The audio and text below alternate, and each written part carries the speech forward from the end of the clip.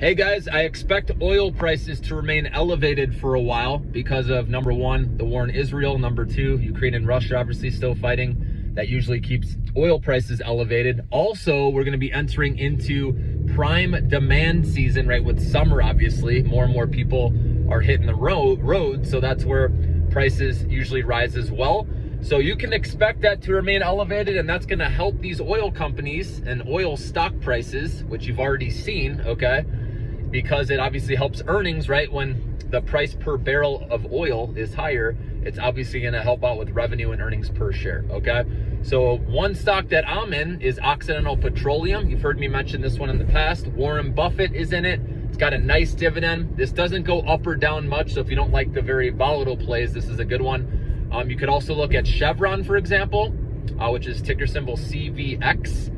And this one's not back to all-time highs. Okay, there are a lot of different options obviously out there in the oil or energy space. I like to look for the ones that are off their highs, okay? But oil prices being high means consumer confidence will probably take a hit in the short run, because obviously if you're paying more for gas at the pump, right, you have less to spend elsewhere in the economy.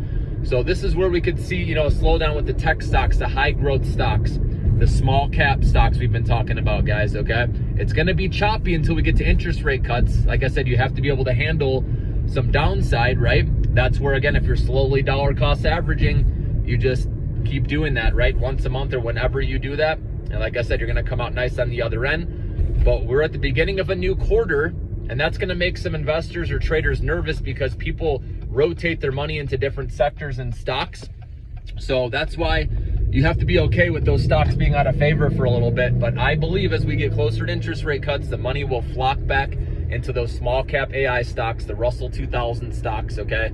The ones that Tom Lee has been harping on for a while. Remember, he believes the IWM index will be at $300 and the Russell or the RTY index at 3,000, okay, by the end of the year. That's a big statement, and this guy is usually right. And I believe, what he's saying as well. So as long as inflation reports keep coming in right in line, not crazy out of control, then we'll eventually get to these interest rate cuts. And like I said, these small cap stocks can start going up consistently.